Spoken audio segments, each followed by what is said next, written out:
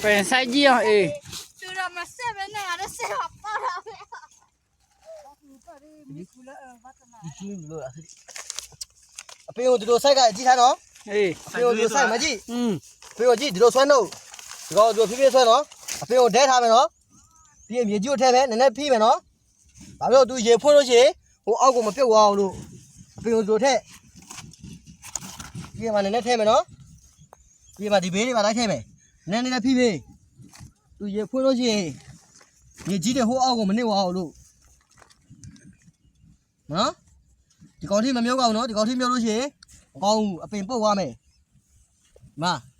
ဒီလောက်ဘောနည်းနည်းဖိဖိဟုတ်လားအပင်စိုက်တယ်ဆိုအဲ့လိုဒီမှာဒွင်းမင်းစိုက်တယ်နော်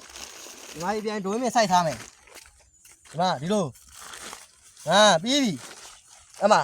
ရေဖွင့်လို့ရှိရင်ဒီကောင်မနစ်တော့ဘူးအပင်ဆိုတာဒီလိုစိုက်ရတယ်โอเคဝတ်ဒီခါထုတ်ခွန်